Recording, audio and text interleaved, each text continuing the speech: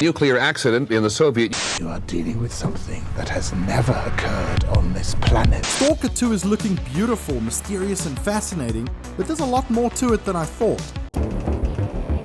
And who the f*** are you? It's launching on Xbox Series X and S, PC, and coming to Game Pass Ultimate Day 1 on the 20th of November. And I'm pretty stoked to play it, so let's take a look at what to expect from the game itself, as well as the sources and inspirations that make up the fascinating but deadly world of Stalker 2.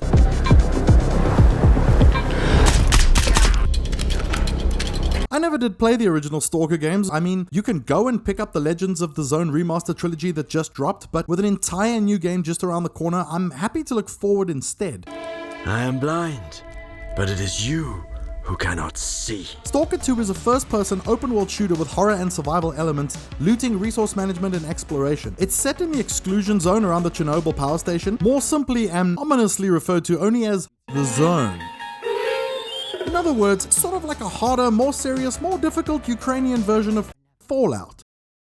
You gotta be fucking kidding me. Okay, that's sort of not accurate, but you know, nuclear radiation, monsters, weird crap, that sort of thing. For some of you, your first experience with Pripyat and Chernobyl may have come in the form of Call of Duty 4 Modern Warfare's excellent mission called All Gillied Up. The one's getting a bit choppy.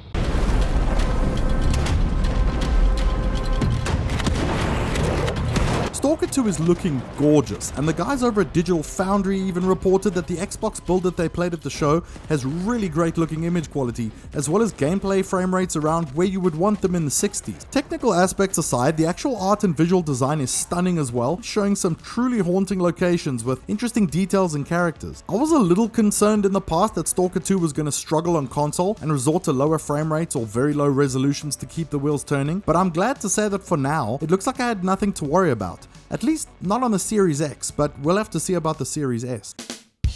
So the graphics are looking really good, and I think the gameplay is looking really good as well. I'm going to come back to that in a moment. But first I want to talk about the setting, which alone is enough to get me excited and interested for my first Stalker game. Another incident happened in our region quite recently, ruining homes and livelihoods. От Совета министров СССР. I actually remember hearing about the news of the Chernobyl power plant incident when I was just a preschooler, and it was quite a big deal. people were injured and may have died. The civilian plant in question is in the Ukraine. And if you haven't seen HBO's dramatic retelling of the events, you've missed some of the best television ever made. I'm pleased to report that the situation in Chernobyl is stable. Despite the Stalker game's links to Chernobyl, the game's actual source material and inspiration comes from a Soviet book published in 1972 called Roadside Picnic, which is maybe even more famous for being the source material for the 1979 masterpiece, S.T.A.L.K.E.R, a mesmerizing film from Andrei Tarkovsky about three men who go into a dangerous wasteland called the Zone in search of a room that is said to grant wishes.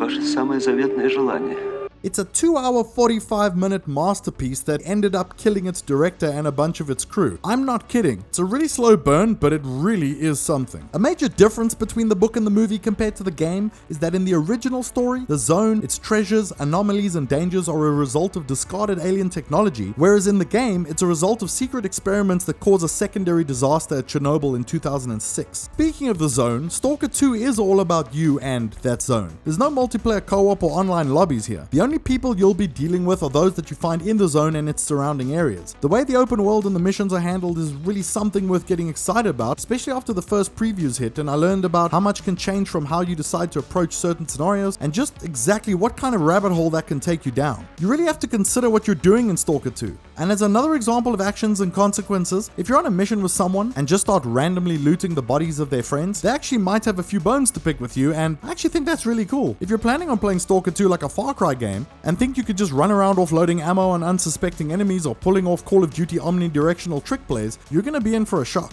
It's become very clear that Stalker 2 is going to be tough and needs brains as much as brawn, with resources and ammo being scarce and any conflicts having to be treated as calculated risks. And there definitely will be risks, with a variety of different enemy types ranging from other stalkers and factions to really gnarly mutants who want to eat your face off.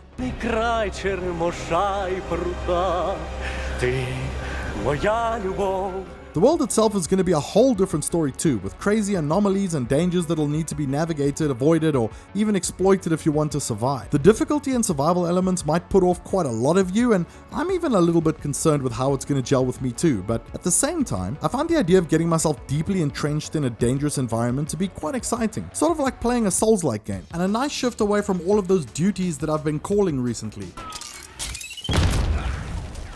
Variety is the spice of war, after all, and spice never changes.